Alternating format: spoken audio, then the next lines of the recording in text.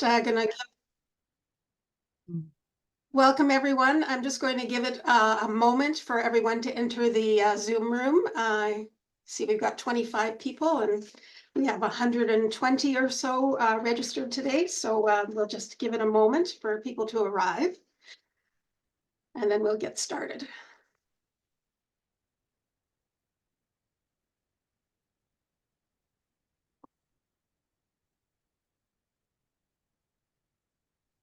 All right. Good morning or afternoon or evening, wherever you are. Uh, um, on behalf of Rabbi Lynn Greenoff and the board of Colet Mine Reform Temple, I'd like to welcome you all to our third lecture in our speaker series, Building Bridges. And this year's theme is Kvel at the Well, Celebrating the Joys of Being Jewish. We're so glad you could join us today. My name is Marilyn Wolovic, and I'm a board member and active congregation member at Colet Mine Reform Temple in Victoria, BC. I'm grateful to have found such a nurturing and welcoming community of support at Colet Mine. And this talk is being offered with funding support from the Jewish Federation of Victoria and Vancouver Island and the Isaac and Sophie Waldman Endowment Fund held at the Vancouver Foundation. So we're grateful for that support. I want to begin by acknowledging that I am on the traditional lands of the Lekwungen speaking peoples, the Songhees, the Esquimalt, and the WSÁNEĆ nations. And I am the granddaughter of Eastern European Jewish immigrants who came to find safety here in Canada. Our theme for Building Bridges is Kvel at the Well, and within the context of the dramatic increase in anti-Semitism that we've witnessed since the events of October 7th, we believe that it is more important than ever to highlight our proud and strong Jewish culture and heritage. This series will provide a forum to explore themes of Jewish identity, faith, traditions, and community, and to highlight our resilience, survival, and hopes for the future. Before we get started, and I turn things over to Rabbi Lynn Greenoff and our featured guest speaker, Ben M. Freeman, I'll briefly explain our Zoom format. The event is being recorded and will be sent to everyone who registered a few days from when it's offered live. Rabbi Lynn Greenoff, who is our beloved rabbi at Colet Mine here in Victoria, will engage in a 50-minute conversation with Ben M. Freeman about the themes of Jewish pride and his soon-to-be-released book on Jewish indigeneity. We're thrilled to be one of the first people to talk with him about his book, and I'm sure it will be fascinating. Following the conversation, we'll have a 15-minute Q&A session, which will happen around noon. So you can enter your questions in the Q&A tab on your Zoom screen. Those will be answered at the end, though not during the talk. And please keep your questions short and ask in the form of a question rather than a statement. That will be very helpful. Closed captioning is available for anyone who needs it. And now, Sam, if you could spotlight Rabbi Lynn and Ben, I will introduce them.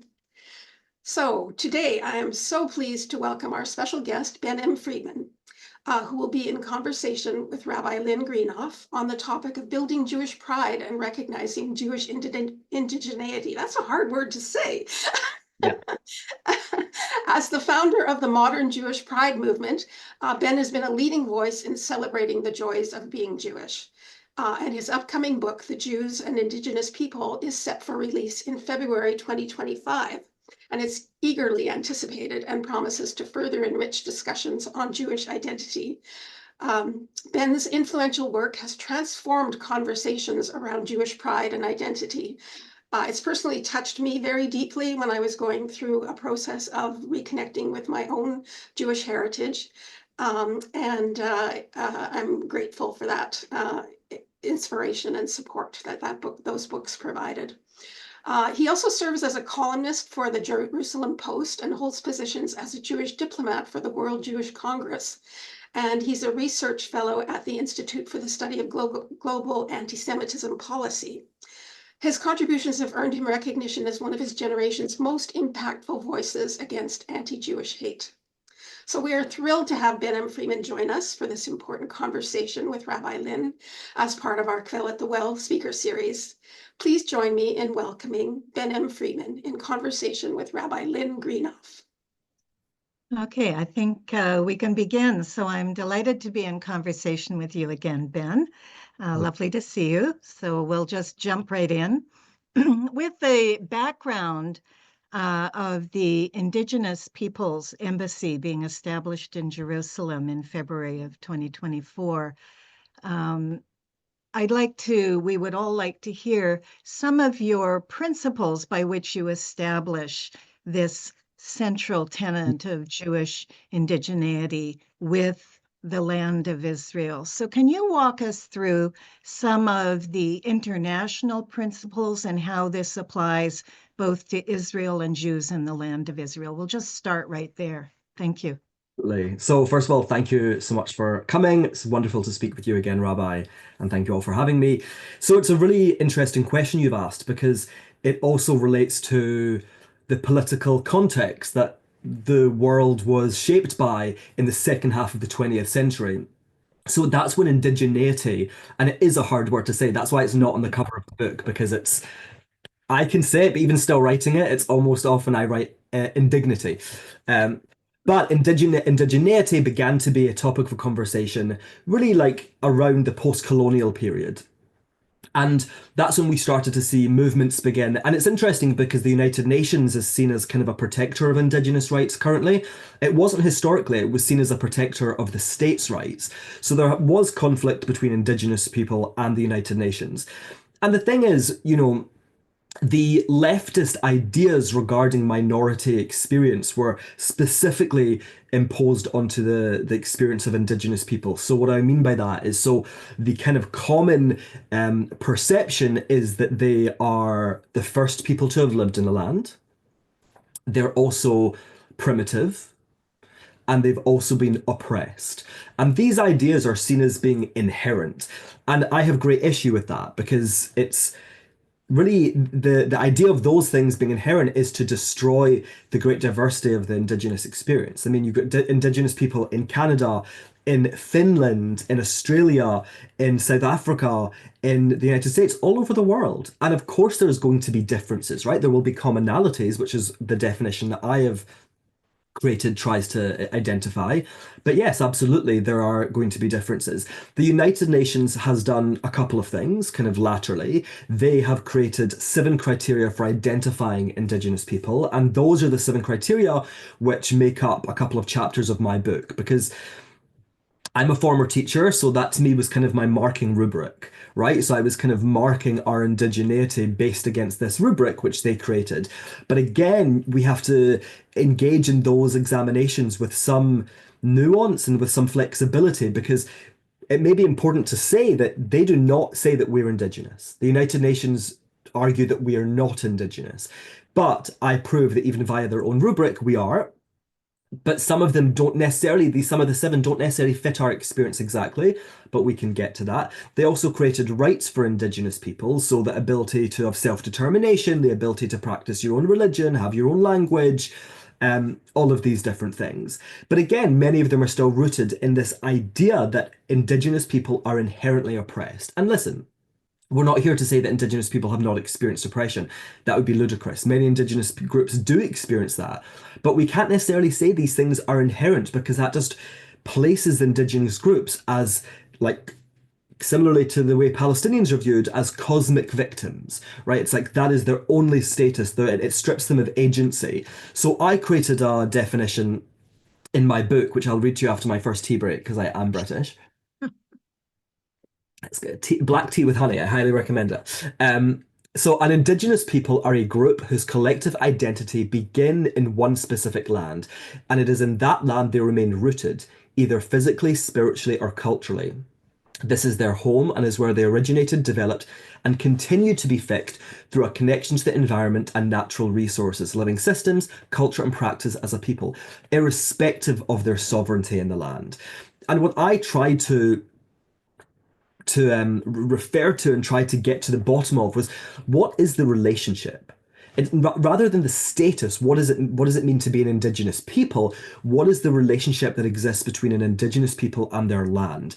And that definition absolutely refers to our experience as Jews, but also would refer to the experiences of the Maori, of Aboriginal tribes, of tribes in Canada and other places. Because even though there are groups, I have this conversation with friends and they say, so are English people indigenous to England?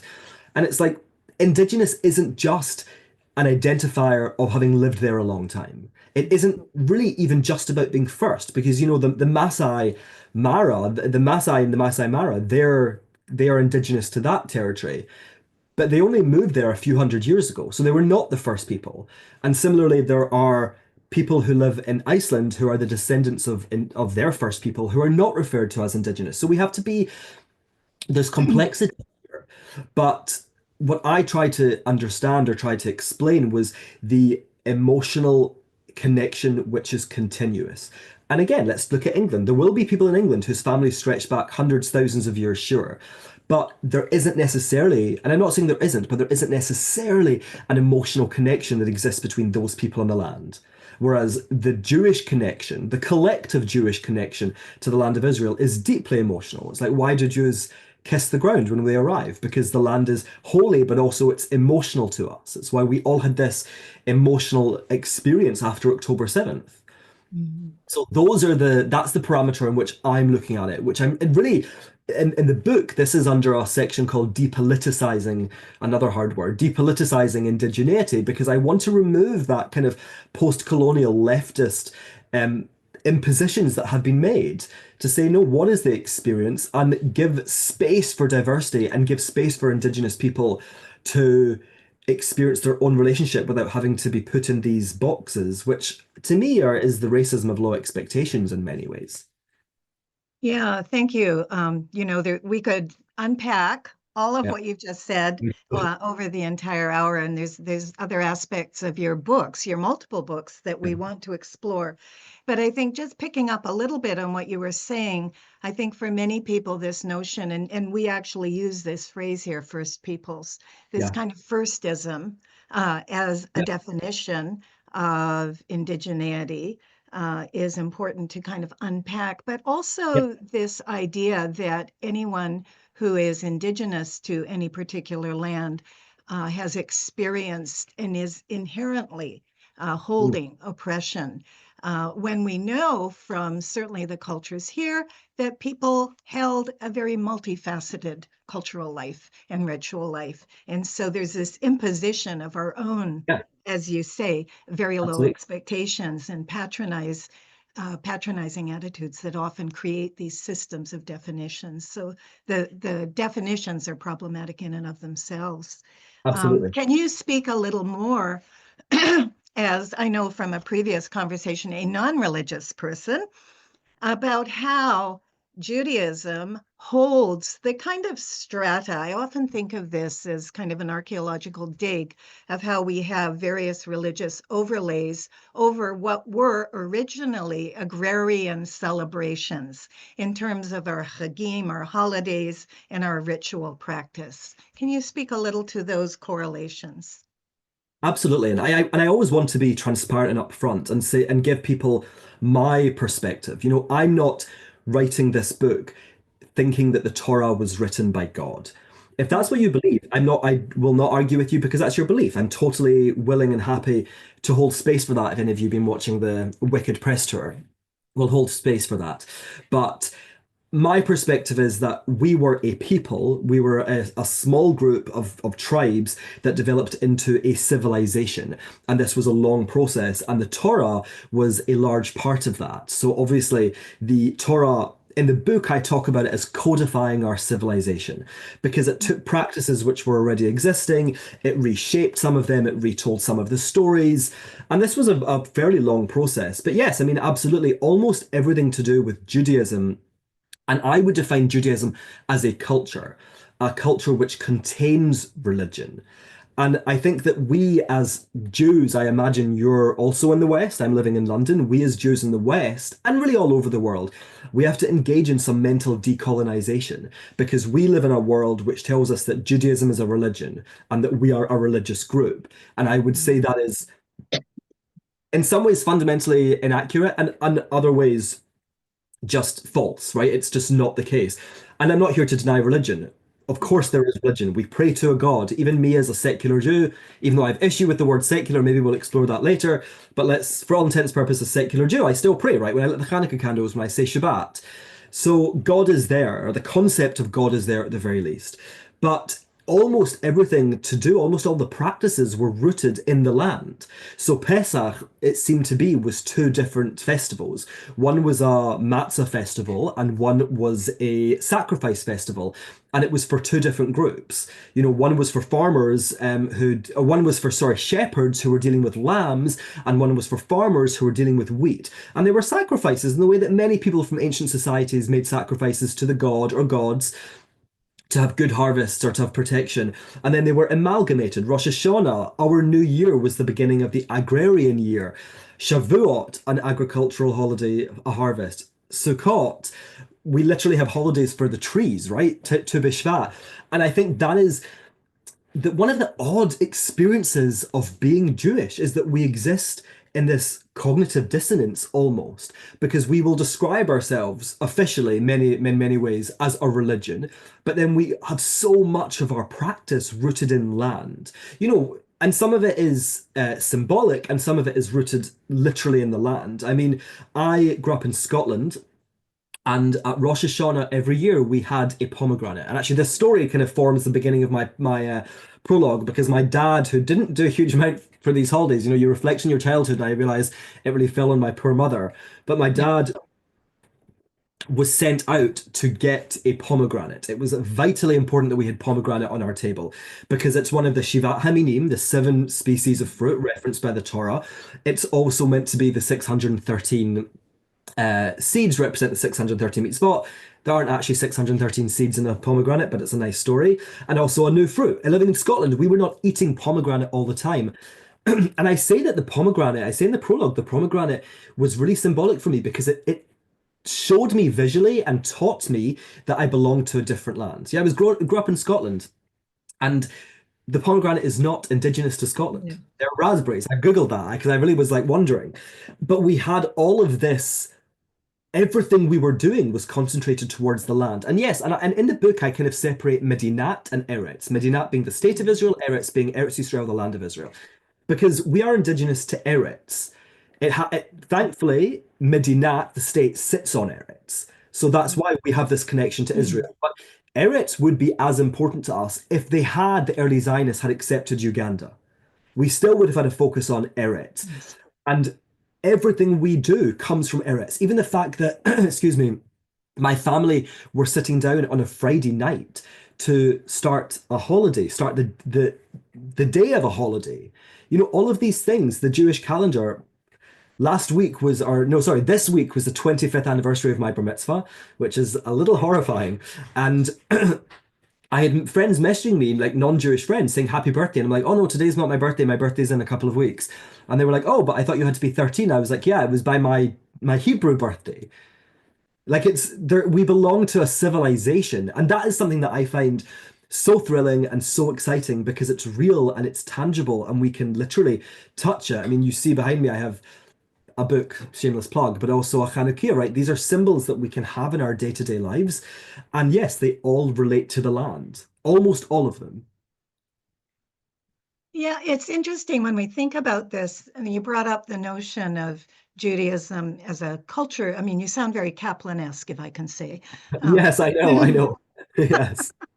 But often today in this, we might even call it a post-Christian world, certainly in Yeah. Western civilization, those definitions of language, of consciousness, what I call the Western bloodstream, really hold that Judaism is a religion in keeping with Mhm.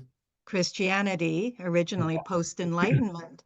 But it would seem to me that this notion of kind of boxing in Judaism, not as a civilization connected to the land of Israel, but more as a religion of choice, of faith, is part and parcel of the indigenous to this land as a civilization, because faith is a personal choice, not a collective identity. Can you speak a little bit to that? Yeah, so I had this I've had thoughts about this obviously for a long time, and I have the idea that Judaism is a faith really was a bugbear of mine. Mhm. It just didn't fit. Even before I really understood it, I was like, I had like a niggling of like, this doesn't feel right.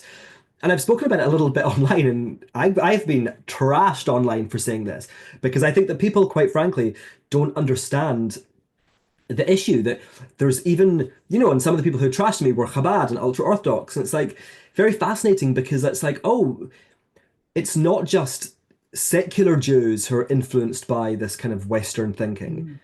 Mm. The Orthodox, the ultra Orthodox also will be. We all can be. And Mhm. I think ultimately, listen, I think it's important to separate the terms. So we have emunah. It's the Hebrew word and it is translated into faith. It's an ancient Hebrew word and it comes from that specific Levantine, Southern Levantine context. It is not the same as faith as it is used today in a kind of modern Western context.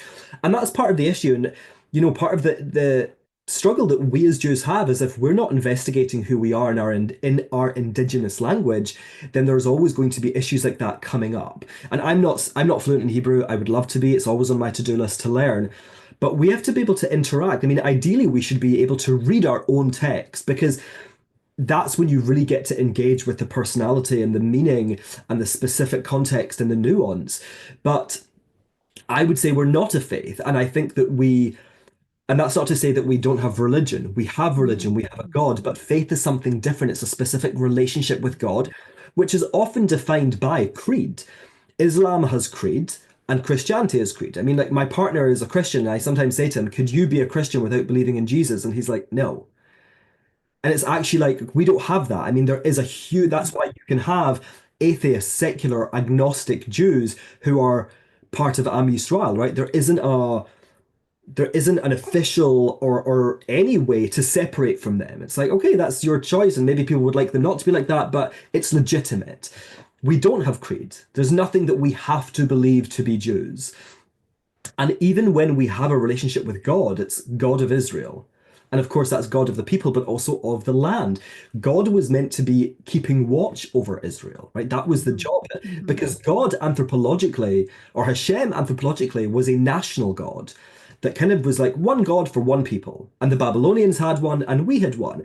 And with the growth of the diaspora, it kind of went all over the place. And he still was national in some ways because it was still rooted to a land. But the people who were worshipping him were living elsewhere. But with regards to faith, this was kind of the thread that I was pulling when writing this book, and I think I spoke to you about this, Rabbi. There's a section in my final chapter that really like caused me a lot of stress because I just couldn't get. When you're writing, if something is doing what you want it to do, and it wasn't, and I could just feel it. And I have a mentor who's in the book as an interview, and he has a mentor, a rabbi, so he kind of pushed me onto him because he was like, "You flummoxed me." And I wanted to find out, when did we become a religion? Like, and a lot of us will look at the post-Enlightenment world. I think that was hugely significant. But I thought, and it did begin earlier than that. Mhm. It was not as late as the 19th, end of the 18th, 19th century. And really, it seemed to have been with the Reformation and the word religio, which was only at that point, only pre-Reformation used for Christianity, or Catholicism, began to be used to refer to all kinds of systems of beliefs. So that came from the Christian side. We were being referred to as religio by the Christians. And then it seems, and I read this article, and he seemed to identify the first Jew to describe us as a religion, and he was Italian, which kind of is an interesting given his proximity to the Catholic Church. But it was in an attempt to make ourselves more like the Christians. It was a survival mechanism. And in my second book, the blue one right there, which is about internalized anti-Semitism, it kind of goes into this journey, of Jews trying to be good Jews. And in some situations, to be a good Jew, you had to convert. But not always. There were situations where they could stay Jewish if, and we saw this specifically after the Enlightenment. We had Wissenschaftes Judentum, the kind of science of Judaism, which was a mostly secular, but not always, mostly secular movement to look at Jewish history from a Jewish perspective, but utilizing the construct and the context of the Christian or the post-Christian world. So it seems to be that, and the last thing I'll say about this is the word dat or dati. Because the word in Israel for a religious person, not Haredi, but observant, is dati. Dati was dat. That's the etymology. And dat seems to have been used for the first time in the Megillat Esther, and it was used in reference to laws. So at some point in the journey, around the Reformation, it went from law, and then it started a process of becoming a religion. And because we have been keen to fit in, keen to survive, keen to not make ourselves so different, we adopted their constructs. But ultimately, they don't fit us. And that's why, as I said previously, we kind of have to engage in this cognitive dissonance, this mental gymnastics to fit in, because these concepts do not fit us. Yeah, great. I'm going to think about this, but I often think that process of developing combination of the destruction of the temple, Yeah. the intellectual exercise of recreating the archaeology and word, which is Mishnah, which eventually becomes Talmud, and surviving in Galut, surviving outside the land. So, and then combining that with the growing power of Roman Christianity. So I think there actually were much earlier Yeah. influences, and we see over the centuries this gradual evolution. But certainly a long-standing, just a very simple, long-standing affiliation of course, we're tied to the land, as Wiesel talks about, knowing the geography of Israel as a young boy better than he knew the geography of Europe, Yeah, of his own country. of course. Yeah. So I I don't know. want to shift a little bit from the whole, indigeneity argument into your other, if you will, pillar. And that's the notion of pride, of who we are as Jews. And I've thought about this a lot because in Judaism, we have this notion of nachas, of sheping nachas, right? Yeah. It's a joyful pride and accomplishment. We're proud of our children. We're especially proud of our grandchildren. This idea that pride is something to be shared, and that we fell with our family and with our mishpacha, and we put that up against some people's Christianity. For many Christians, pride is a sin. Mm. So kind of the antithesis of how we view nachas, and then putting Jewish pride also with other kinds of movements that have adopted that notion of pride, gay pride, which has morphed into this acronym that I can't keep up with, where much of the emphasis of the early gay pride movement that was certainly part of my early political work was, we are part of this society. We deserve recognition. We are working towards that acceptance and recognition as working members of society. And then we have the Black Pride movement. We have all manner of movements. How would you describe a pride movement within Judaism that can truly hold all of these notions? What is the goal, if you will, if we have a goal of Jewish pride? By you. So, I mean, for me, like there's three kind of central tenets. And the first is, and I wrote these a long time ago, and for those of you who are familiar with my work, you'll see it evolve over time. And these are framed negatively, and probably now I would rewrite them positively, but just bear in mind this was written a while ago and my thinking was less evolved. So the first is to reject the shame, so to encourage, empower Jews to reject the shame of anti-Semitism. And in that, there needs to be a recognition that anti-Semitism shames us. And that's not something that we as a community discuss. And I'm not here to point fingers and say this is anyone's fault. I think it's just the way things have gone because of our experience. Post Shoah, it was not about mental health. The world was not in that space, but also people had to just get on with their lives and rebuild and get married and have babies and do all the things that people had to do to survive. And I think that has been a lot of the Jewish experience, just getting on, which means that we haven't always had literacy in our own emotional experience, because we're human beings and we are emotional and we have an emotional experience of the world.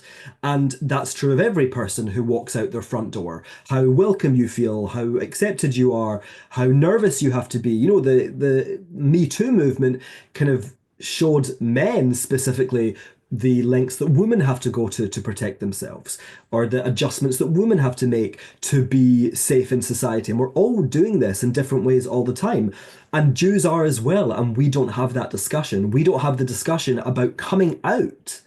Jews have to come out. And, you know, some people say that's a privilege. Well, you know, you can hide. It's like, well, speak to the LGBTQ plus community about whether that's a privilege or not. No, it wasn't. I mean, for me, being in the closet was an immensely destructive experience. And it really was one that almost took my life from me, because I, like many people, just struggled so deeply because I lived in a very overtly homophobic world.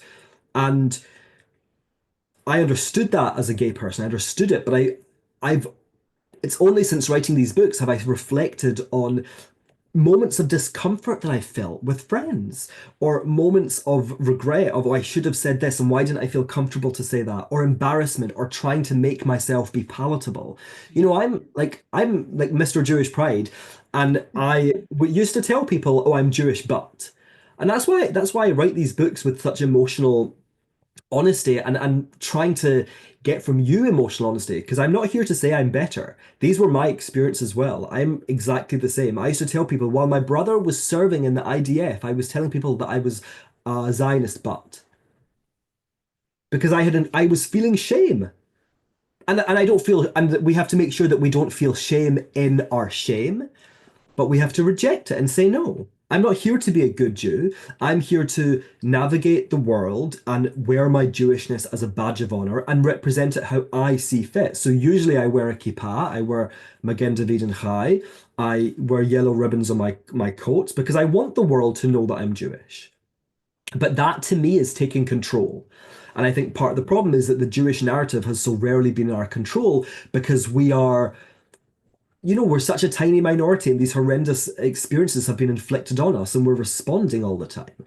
But what we have to do is not just be on the defense, but be on the offense. Like, how are we going to represent ourselves and take pride in it? But to do that, you have to do the dismantling, right? That's why I say in the first book, this is about work. You know, this is not like you don't wake up tomorrow like, I am a proud Jew, this is fantastic. No, this is a process that involves work, and even I'm still doing it. The second point is rejecting non-Jewish definitions of Jewish identity. I just feel it's so egregious to me that non-Jews think they have a right to tell us what it means to be Jewish, or any aspect of that experience. When they tell us what Zionism is, you know, get out of here. It's astonishingly arrogant. And they have that arrogance because they're the majority. But we have to say, no, excuse me. And we have to use a phrase that's very common in Britain and probably Canada as well, when you don't mean any respect, but when you say with all due respect. Mm. This is my identity. I will tell you what it means to be a Jew. So we have to say, no, we're the ones. But the third tenet is about Jews going on a journey to explore Jewish identity, but through a Jewish lens. Because the simple fact is, if we say no to the non-Jewish definition of religion, let's say, that's been imposed on us, and we don't really have anything to fill it, there's a void. Yeah. We have to be able to say, no, this is not who we are, this is who we are.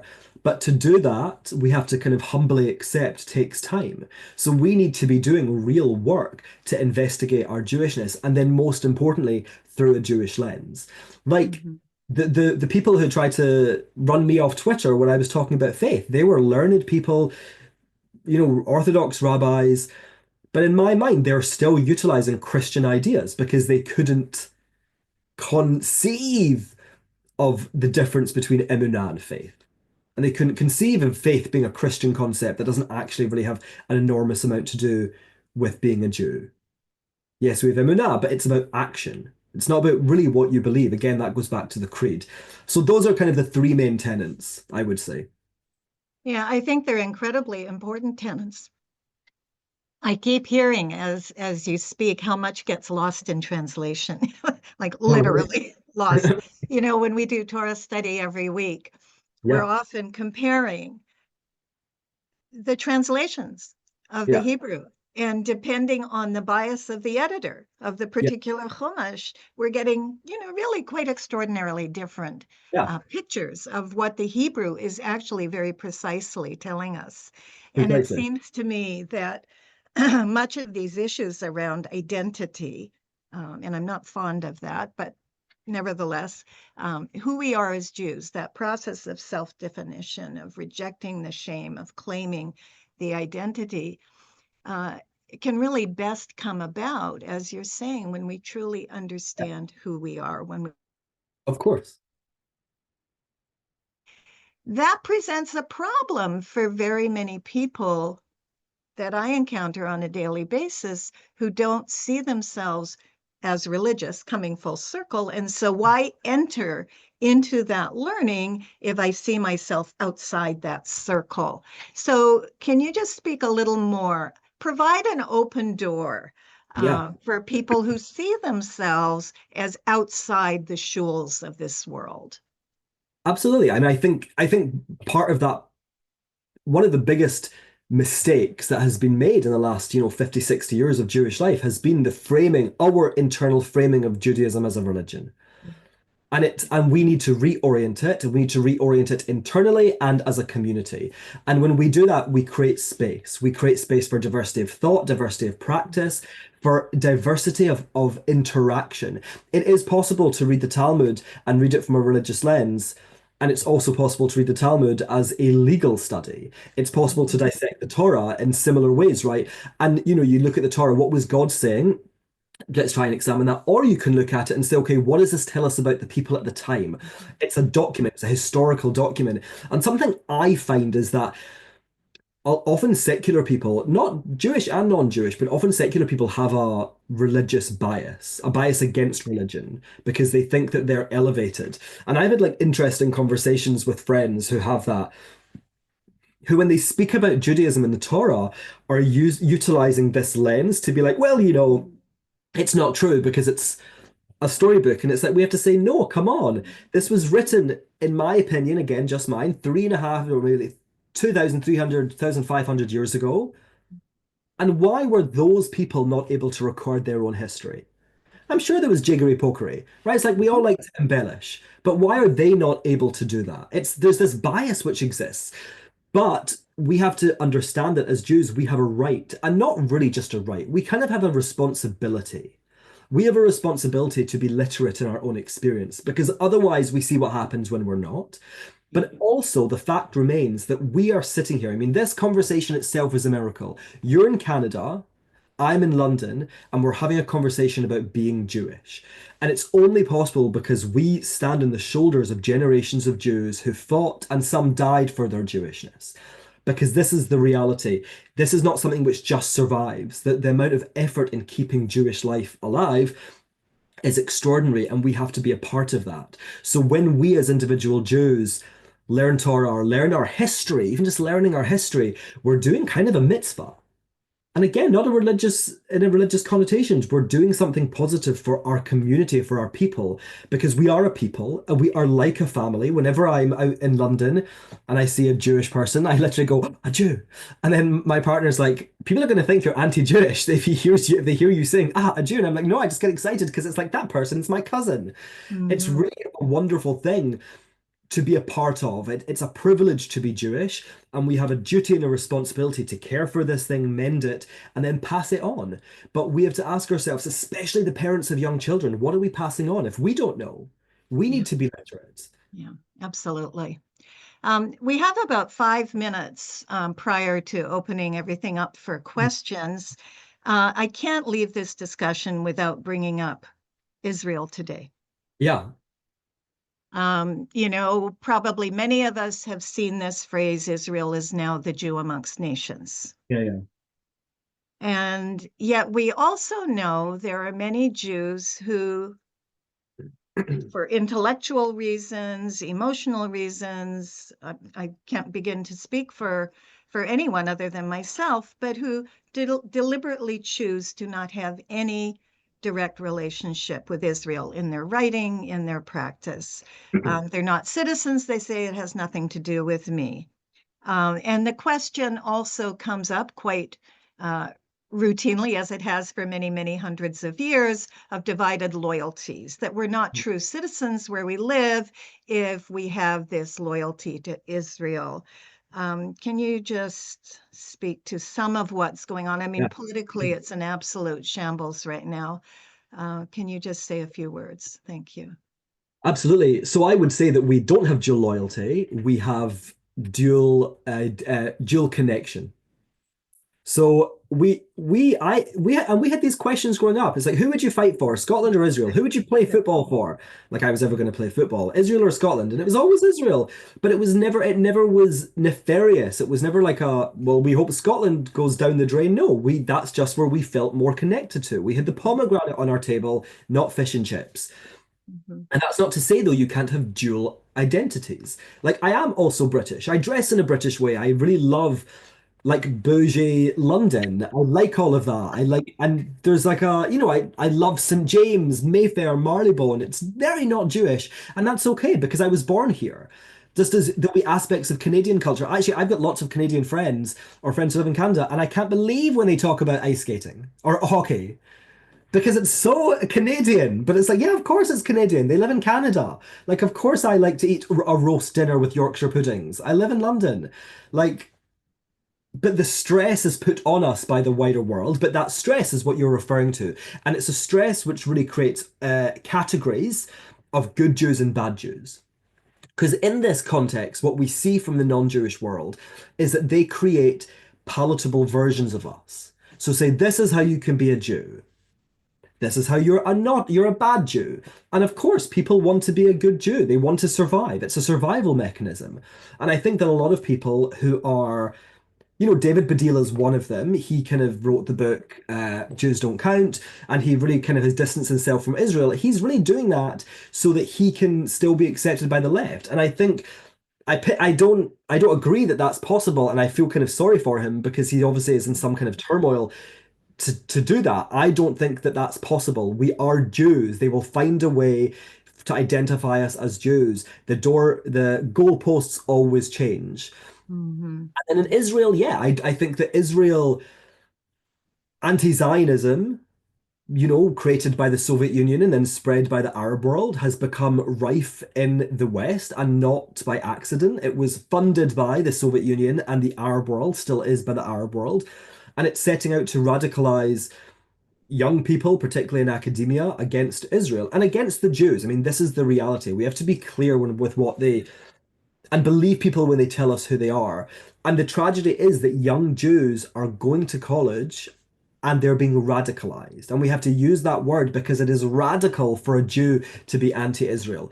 As you can be a Jew and not having been to Israel, you can be a Jew and have, not so close a relationship with Israel, but to position yourself, your entire personality against the Jewish state, it's extraordinarily toxic, and it can only be the result of this relationship and internalized anti-Semitism. They have internalized these views of Israel and are so desperate to be a member of this good community, the community of the good, that they are sticking to it. That's why they're some of the worst. Because it's like, really, let's ask. You never get a quiet anti-Zionist Jew, do you? They're never like, well, I don't agree with Israel, but you do you. No, it's like they need to burn the whole house down because it's the greatest way for them to demonstrate how palatable they are. And the thing that we have to understand, and I explore this a lot in my second book, that they're not the first of their kind. We've had Jews at different times who would join with those who are oppressing us. I mean, the second in command when the temple was destroyed was Tiberius Julius Alexander, a Jew from Alexandria whose father had sent the gold that made up the gates of the temple. We're always, because of that, we always exist or have often existed in power dynamics. When it's a Jewish state, when we have a Jewish majority, it can be different. But now we're all over the world, since the expulsion, we're spread over and then we're always a minority. And again, it's about thinking, okay, what does it mean to be in a minority? What does it mean to be minoritized? But I think that we need to, in the second book, in Reclaiming Our Story, I was very empathetic about anti-Zionist Jews because I think it's not their fault. I think that they're the real victims of anti-Semitism. We're not. We're proud surviving Jews. They've been warped by it. But the world changed after October 7th. Mhm. And my thinking now is that not everyone, and I know that this will never happen, so don't come for me, but my thinking is that we should cherem certain people. I think that we have to make it clear to the world that anti-Zionism is an anti-Jewish position. It's not Jewish, and we should stop saying that anti-Zionism exists on the fringes of the Jewish community. No, because those people shouldn't be part of the Jewish community. They can rejoin. It's not about saying they have to go away forever. But no, we have to make it clear to them and to the world because I've had friends say to me, well, I've got Jew or not friends actually. I've had people say to me, well, I've got Jewish friends, and they say that Israel's this, that, and the next thing, because all it does is kosher Jew hate. Last weekend, my partner and I were looking for a show to watch, and we were on Apple TV, and we came across The Plot Against America. And it was written by Philip Roth, I think, and it was a book written, and it was really, I loved it years ago, and I was kind of excited watching this. And I don't watch sports, but I found myself behaving like a sports fan, shouting commentary to the people on screen.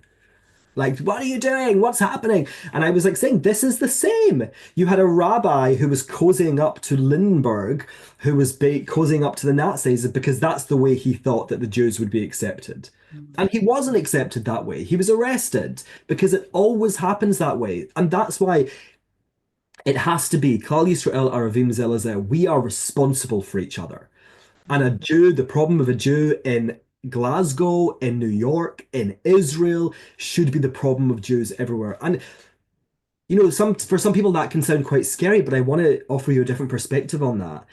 When you're a young gay person, you are desperately seeking community. And sometimes you put yourselves in situations which may not be healthy or helpful or safe because you want to be part of a community. That was my experience as a gay person, not my experience as a Jew, because we're born into a community. Even if we don't go to shul, there is a structure for us to belong to. Most Jewish community, most cities or towns with established communities will have a mikvah, will have a synagogue, will have a rabbi, will have Jewish care, will have the different things which make up the different components which make up a Jewish kehillah, the Jewish community. And that's so wonderful. It's so extraordinary that we're the luckiest people in the world that we have this. You travel everywhere and you meet people, and you make deep connections with people because you're like, oh, you're Jewish. Do you know this person? The chances are they'll say yes.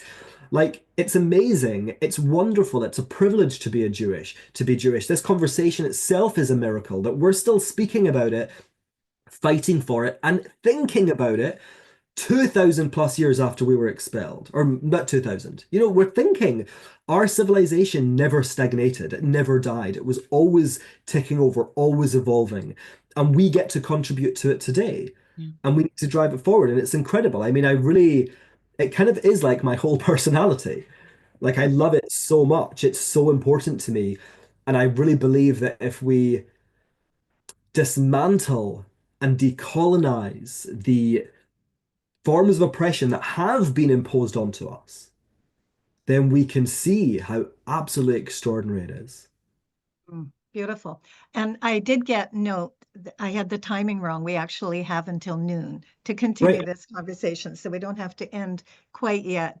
This morning I opened up Twitter, and saw this little joke, which speaks to what you've been saying. A Zionist Jew and an anti-Zionist Jew went into the bar, and the bartender said, Yeah. "We don't serve Jews." Yeah. We're all in the same boat. Yeah. And what we need to ensure is that that boat isn't a leaky boat. Absolutely. And we also need to, and this is where my thinking has evolved. We also don't want to give people negative reasons to be Jewish. I was a Holocaust educator and would take trips to Poland, and the nightmare was if a kid said to you, "This is why I'm Jewish," and you're like, "No, you're not Jewish because of Auschwitz. We're Jewish in spite of Auschwitz." And yes, it can propel us forward, and it does make you feel intense emotion when you're there.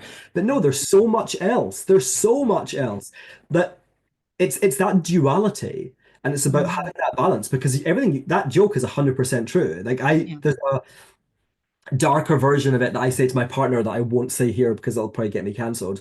But it's like, yeah, it's a similar thing. Like, it's not, you're not going to be saved. Let's just be clear. Mhm, But mhm. it's not just about come and join us because you've got no other options. Come and join us, be part of your people because it's incredible. There is thousands of years of civilization, of thought, of archaeology, of music, and it's extraordinary. And there really is so much for us to be investigating. Yeah, I And agree 100%.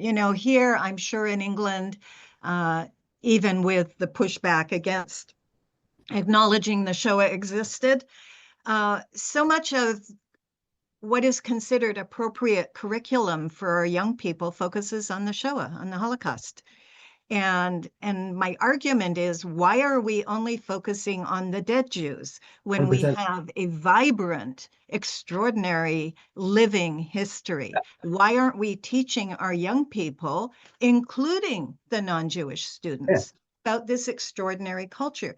It's really difficult to even find textbooks and Oh, various stickers even, to supplement such a program, but there really has on we are the dead ones in the yes, world. 100%. And So, it there was a discussion, so there was a discussion in London about building a Holocaust memorial next to mm, Parliament. There's like a Parliament Square, and okay. people had different perspectives on it. But it was like, why are we building a monument to the Holocaust? Why don't we build a museum to Jewish life? And as part of that, there will be a deeply moving, important exhibition, permanent on the Holocaust. But yeah, like it's when I was teaching the Holocaust in Hong Kong and at unis and schools, I would have 3 months. My courses were 3 months long. I don't think I even got to the Nazis until like week 4 or 5, because you Mhm, have to spend so much longer also giving a context of anti-Semitism, right? mhm, But also, who are the Jews? These kids would say to me, so why couldn't yeah, the Jews just convert? It's like, because mhm, it wasn't about religion. I mean, the Nazis viewed us specifically not as a religion, but you have to step back from this mindset. Even like when I talk about anti-Jewish racism a lot, and some people say to me, "Oh, anti-Semitism is not a form of racism because Jews aren't a race." It's like, yeah, but Jews are racialized, and Jews were one of the first people to be racialized in an official capacity. So yes, Jew hatred is a form of racism. We have to absolutely. we have to understand our history and our experience and be literate. I know it's like you develop a spidey sense of like, Mhm, oh, I'm not feeling quite comfortable. And I have it as a gay man. Sometimes I'm like, nope, I want to get out of here. This does not feel like a safe environment. And sometimes it's the same as a Jew. And probably mhm, actually there's more for being Jewish because I will say now it's harder to be Jewish than it is to be gay. yeah, Like, which is an extraordinary reverse that I had never considered mhm, would ever have happened in my lifetime. mhm, But, we have to investigate. And that's the thing. You speak to people and they talk about their experiences, and I'm like, I say to them, have you ever experienced Jew hatred? They're like, no, I haven't. I'm like, okay, well, that sounds odd, but great, great, good for you. And then they proceed to tell me a story about how people threw pennies at their feet, and you're like that's kind of the anti-Semitism. Like, what are you talking about? But they don't know. They have not been taught, and I think that's the thing. We have to be this has to be like a K through 12 program, mhm, and it has to be age appropriate, and it has to be Jewish pride. And we should use that language because we deserve it. We deserve for it to be Jewish pride, not just Jewish and proud or empowered Jews. It's all like a little bit, honestly, a little weak. That we need to be strong. We need to be setting our own narrative, telling the world this is who we are, and saying, with all due respect, who the hell do you think you are to tell me? There was a 2 days before October 7th, I had been out for dinner and I came back to my apartment. My partner had a couple of friends here and they were drinking some whiskey. And one of them was very political and a little annoying. And the other one I didn't know so much. And he asked me a question about being Jewish and I answered it. And then the other one, the drunk one, was like, oh, you see, I agree with that. And I turned and I used expletives that I shall not use on camera because I was raised correctly. But I was like, I don't care what you think. Like, you're not Jewish. That was a question about Jews. Why are you so arrogant that you think that your perspective on that matters? Like, no, get out of here. And I don't want to be particularly friendly with him, so I wasn't as polite as I could have been, but we have to engage in boundaries. yeah. Which conversations are acceptable, which conversations are not. You can criticize Israel, but the minute you start doubting Israel's right to exist, no, we're not debating that. I would similarly not debate whether the Shoah happened. right? There should be boundaries which we exist in, but to have those boundaries and to be able to reject non-Jewish definitions of who we are, we need to know it. My Jewish world expanded so much in the last 2 years because of writing this new book, The Jews and Indigenous People. And I was someone who was writing about Jewish life as a living, and there was so much that I didn't know. And then when I went to Israel in the summer with my partner, and we went on vacation, we like really spent most of our time in Tel Aviv sunbathing. But we spent a day in Jerusalem and we went to the Kotel, and I was like, King Herod built this. Like, this is so crazy. It's real. And I think it's like we sometimes take it for granted. It's like, oh yeah, it's the Kotel, it's really old. It's like, no, this is real. Our history is real and tangible, and we can touch it, we can stand on it, we can walk where they walked. And it's extraordinary. And we have to dive into it and we are all indigenous, but I say in the book we have to activate our indigeneity. We have to flick the switch it on in us, and then you start to see it. When you investigate Judaism, you start to see it. I remember in February of this last year now, it was my mum's 75th birthday, and I was up in Glasgow celebrating with her, and we went to shul. And I'm not really a shul goer. And my partner messaged me afterwards to be like, how was it? And I was like, it was amazing. And he was like, what? I was like, because it was indigenous. They were reading the Torah. These Jews with their Scottish accents were reading Hebrew from the Torah. And it was the same parsha that was being read all around the world.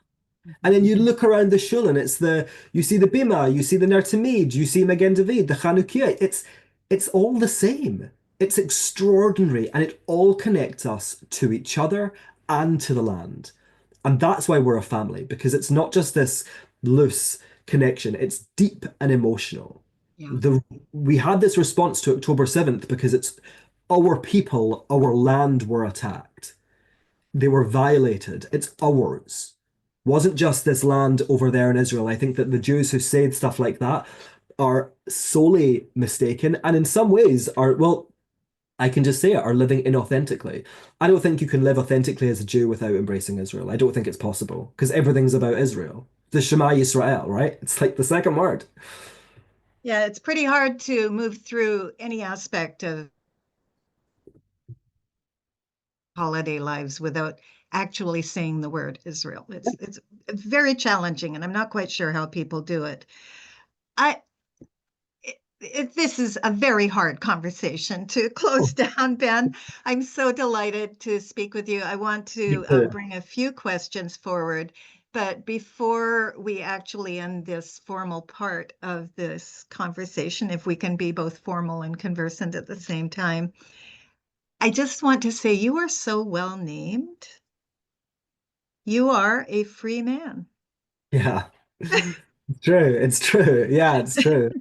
But it takes work, and Yes, it does. and it does in every aspect of life. And these are not lessons that are dissimilar to the ones I taught the kids that I was teaching in grade 3.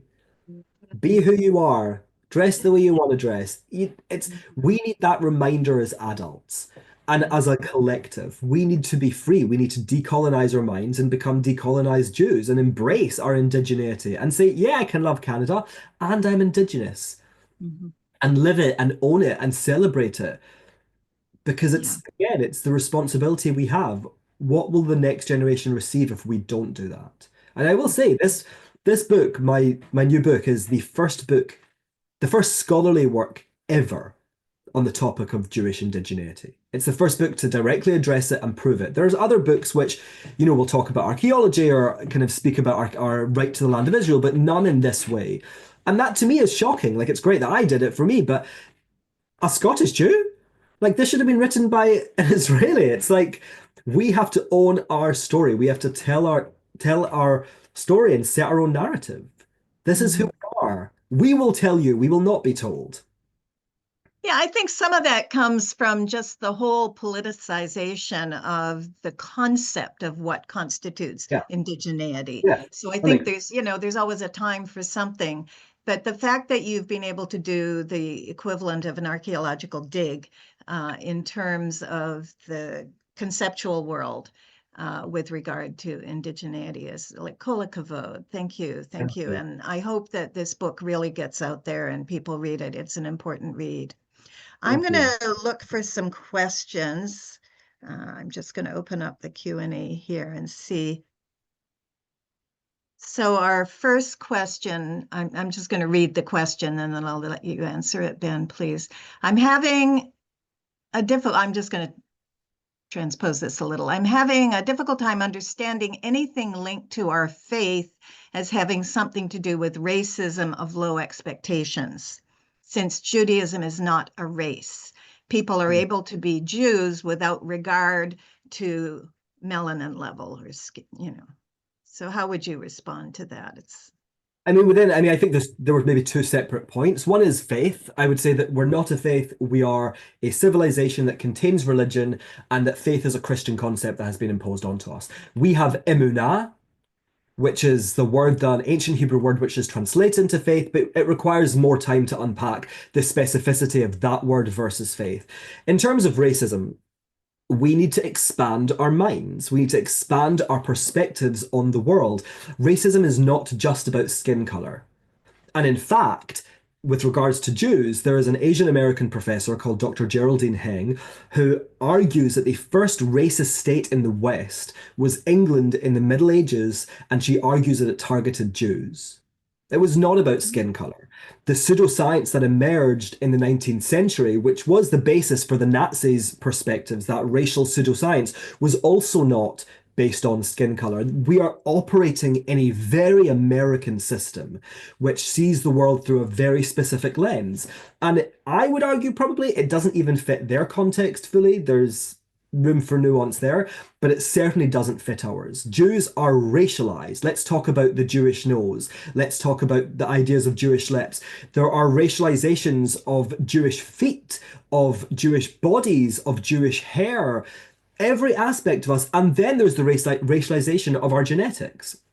Obviously, the Nazis did that, but the Khazar theory, which frames the Ashkenazi Jews as not being indigenous to the land of Israel, but being the descendants of Turkish Khazars, that's also racializing us. It's making inferences or statements on our genetics. So we are racialized, even if you look like this, or if you're an Ethiopian Jew. So anti-Jewishness, anti-Semitism is a form of racism, and we have to understand it as such. And kind of any other argument is utilizing, again, we're trying to break down these foreign constructs, let's call them.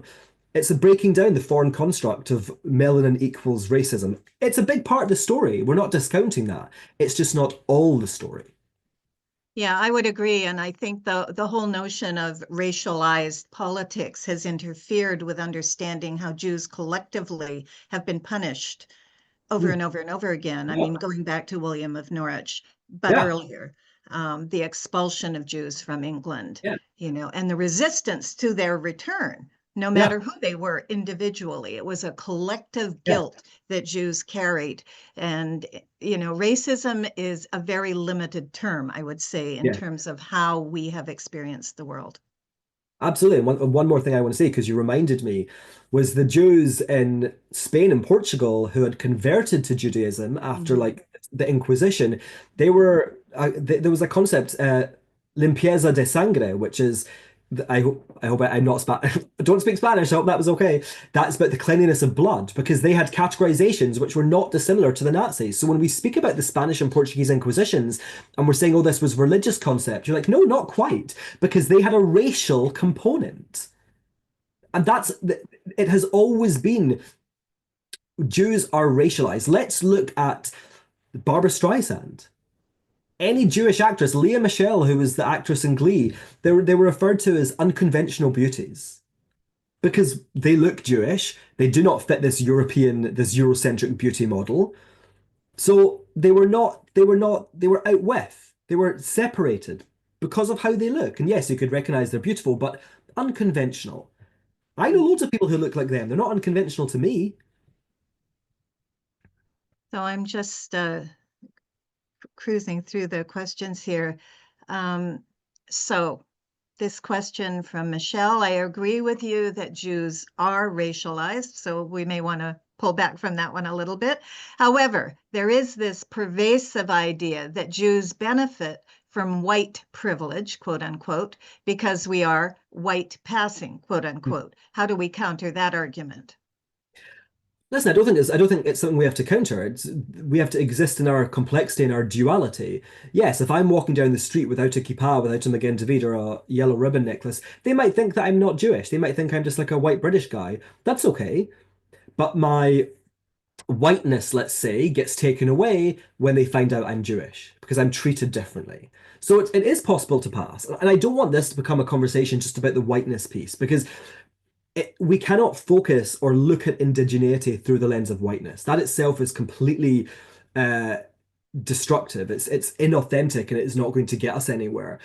We exist in our diversity. There are light-skinned Jews, there are darker-skinned Jews. We exist in our diversity, and all of us are indigenous to the land of Israel because the Jewish people, the Jewish collective is indigenous. And that's why, you know what, I have 5 interviews in the book. And the last one is my personal mentor, who I mentioned, Winston, and he converted 50 years ago. And I really wanted to include him because often converts are used as a way to say, well, you're not Indigenous because people can convert. First of all, people who say that have no idea about any Indigenous process because other tribes have initiation ceremonies. Yes, ours has a religious element, but it's essentially the same thing. They join the people. And you know, the question that Winston and I would talk about, he said, "Am I indigenous?" I'd say, "Well, you're a Jew, and the Jews are indigenous." It's not about Winston. It's about Winston being Jewish. It's not about Ben. I was born in Glasgow. It's about Ben being Jewish, and therefore, as Jews, we are indigenous to this land, irrespective of how we look. Thank you. There's a question here. How does your book address Jewish indigeneity and our indigenous rights as not being exclusively Semitic? So, for example, the diverse Yeah. in the land. There's a lot Yeah. in that one statement. Yeah. And I think that's a great question, actually. And I think that first of all, I think that the concept of indigeneity should not be politicized, right? I think that that's what we're trying to get away from with the definition I've created. And I think that Israel, as the example, obviously, the land of Israel certainly is our indigenous land. Does that mean that other people shouldn't be allowed to live there as equal citizens? Of course not. I mean, like, we also live in the modern world. It shouldn't handcuff us. It has to be pragmatic and flexible enough that it can adapt. These concepts can adapt to change. You know, maybe at one time it would have been. Maybe it would have been like, no, we live here. You have to live over there. Globalism has changed that completely.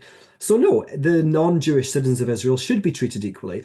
And thankfully, their rights are enshrined by the Declaration of Independence. Listen, I'm not saying Israel's perfect. No society is. And the issues, which exist in Israel or which exist in the diaspora with majority minority dynamic probably also exist in Israel because Jews are the majority there, right? It's not special in that way. But yeah, it's important that the non-Jewish citizens of Israel are treated absolutely equally and they feel it's their land. I live in Britain, right? And the English flag, the Scottish flag, and the British flag is made up of crosses.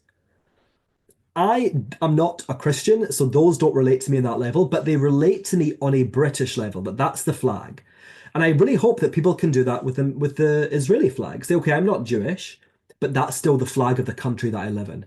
And it's still therefore my flag. The Union Jack is my flag, even though it's made up of those crosses. We can live in duality. And work has to be done by the minority, but also by the majority. It is that relationship. And I think Jews sometimes forget it's a relationship and we make all the effort and don't necessarily get anything back. But in the question you asked, yes, Israel has to be a place where non-Jews can live and thrive. Absolutely. There's no question. Yeah. Thank you. Question from Agnes. Are there any Jews who left their mark on Christian philosophy and theology? I'm not sure you're going to where you're going to go with this. I'm not referring to early Christians, but in increasingly modern times. I mean, I think that there are a number of Jewish philosophers post-Shoah who have had enormous influence on some Christians in terms of their understanding of the place of Christianity vis-a-vis Judaism. And many of us have experienced support from some Christians who are very pro-Israel. Can you speak to that a little, please? Yeah, and I think that there are Christians who support us, absolutely. And there's Christians who support us because they're wonderful and they see us as full human beings and they see our value, maybe from a religious perspective or not.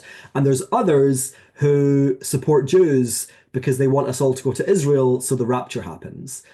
And I think that we have to be like wary of those people.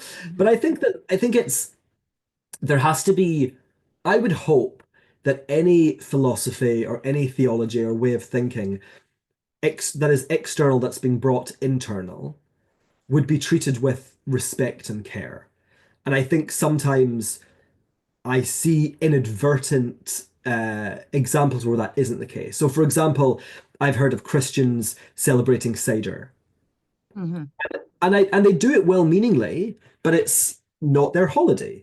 And if they want to celebrate Pesach, then they should start the process to convert and become Jewish. So I think that especially in the relationships between Christians and Jews, because there is this very long history, a lot of it fraught, we have to make sure that boundaries are in place, and we have to make sure that they are treating our texts with respect. Like in this home, I always say to my partner, I was like, we don't call the Old Testament here.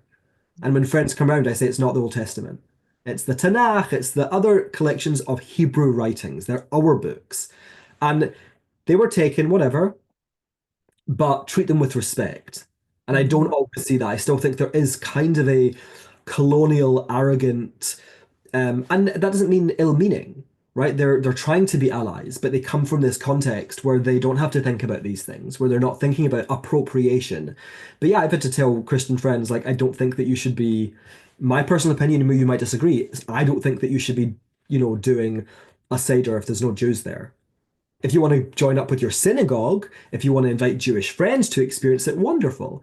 But a group of Christians getting together to kind of celebrate a Jewish holiday, particularly given the complexity of our relationship, I don't think is necessarily appropriate. Yeah, I think, one of my pet peeves is when I hear the word Pharisee being used in a derogatory fashion. And I always point out that the Pharisees were our teachers. They were the holder of our oral tradition. They were an absolute link. They were the link between pre-destruction, post-destruction, Yeah. enabling our survival as a people. And yet, from the New Testament, I still hear many people using that name as a very derogatory term that then gets translated, probably even unconsciously, against us as a people. And it's very problematic because there's not enough of us. We're 0.2% of the world's population. It is not possible for us to do the education of the world. And again, your books are so critical in bringing this kind of education and requirement, not just for us. Yeah. But for Christians, for Muslims, for people, they need to understand who we are too, from our perspective. Absolutely. And also understand the interactions. I just had a thought there. It's like, I don't think that they should be using the phrase, the name Old Testament or New Testament. And I was thinking about this with a Catholic friend, and she said to me, you do know why they call it that, though? And I was like, yes, because they replaced us in their mind. That is inherently offensive.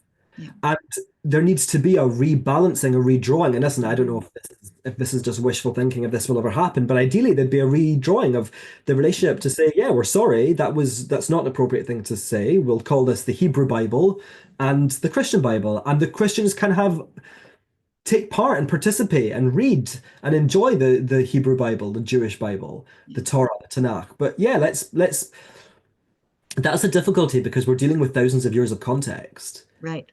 And we see that context in each relationship, right? Yeah. And that whole idea, the ideologies of replacement theology, supersessionism, tends to be, the domain of the very, very, elite intellectuals at the top of the Christian, if you will, food chain. And it doesn't seem to be filtering down as much as it needs to.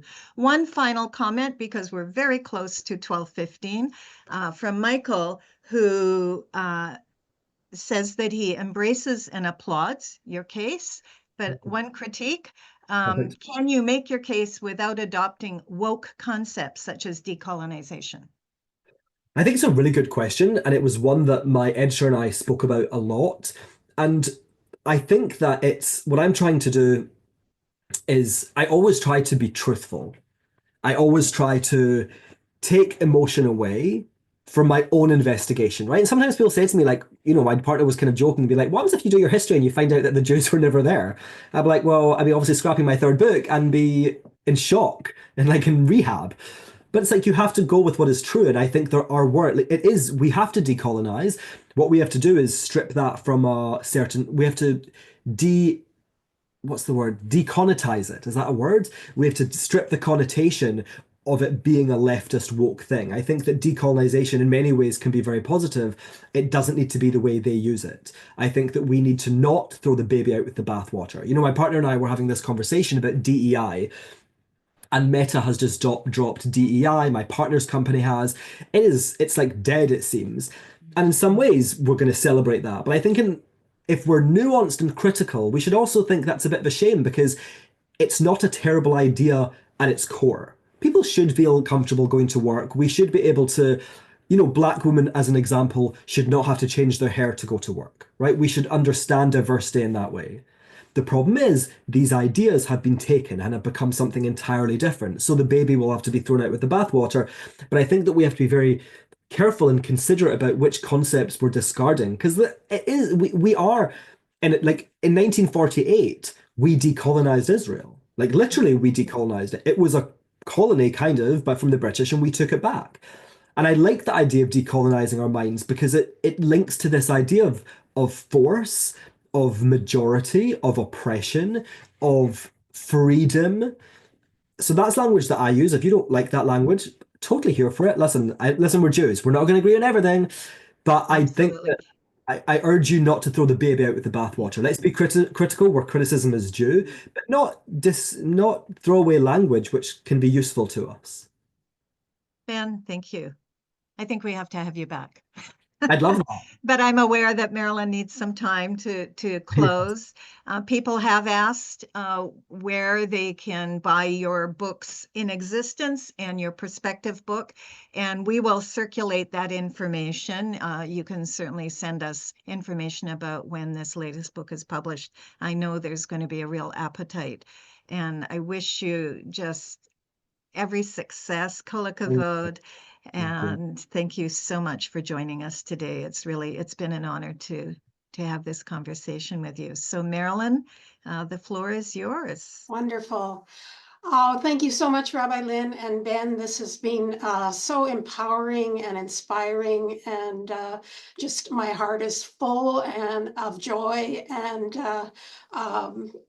a feeling of celebration of who we are as a people, and acknowledging our love of Israel and our connection with that land. Every prayer that we say on Shabbat mentions Jerusalem or Israel, and it's just it's such a part of who we are as a people. So I'm just so grateful for this. And I'll give you a chance to wrap up after I make a few other announcements. So please be patient, everyone. So before we wrap up, I want to invite everyone to join us for our next speaker on Sunday, February 2nd. When Rabbi Dan Moskowitz, who's the senior rabbi at Temple Sholem in Vancouver, will speak on the topic of From Strength to Strength, celebrating Jewish resilience. He's a prominent voice in the Jewish community on Jewish issues, and he will share his thoughts about the keys to Jewish survival and resilience throughout history and within the context of contemporary challenges that we're all facing these days. Sam, if you will share the link for the talk in the chat question and answer, that would be great. And we'll be sending out, as Rabbi Lynn mentioned, a follow-up email in the next couple of days with the recording of this talk, as well as links for ordering Ben's book. I also want to take a moment to thank our team of Building Bridges volunteers, Sam Margolis and Ann Petrie, for all their assistance, and our board of directors, and of course, Rabbi Lynn for their support of this series of talks. We're very, very grateful. And our gratitude also goes to the Jewish Federation of Victoria and Vancouver Island, as well as the Isaac and Sophie Waldman Endowment Fund held at Vancouver Foundation for their generous funding. I understand that many of you have already donated to Colet Mine when you registered for this talk, and we're so grateful for that support. Sam has also posted a link to our donation page if you wish to help us build our vibrant community at Colet Mine. So thank you to each of you for joining us today. We appreciate your presence. And I want to especially thank Rabbi Lynn for her role in today's conversation with Ben. Your conversation was just a delight. And I feel like you really took us on a deep dive, and you managed it all with such great in heart. And I'm very impressed. So, and last of all, our heartfelt appreciation to Ben M. Freeman for the amazing insights and inspiration that he so generously shared with us today. And Ben, I'm just going to turn it over to you for any final words you want to leave us with. Yeah, I mean, absolutely. I think that one of the most important things about this work is the investigation. And I think that that's something each of us can embark on. We each can go on a journey to explore and understand our Jewishness in a deeper way. And it's absolutely okay that we have differences. We have differences of views, differences of perspectives, opinions, because we come from different places. We have different contexts, right? Even though we're all rooted in the land of Israel, even though we're all indigenous there, you're Canadian, I'm British, we have Americans, South Africans. Of course, though, those shape us as we grow and develop and create our worldviews.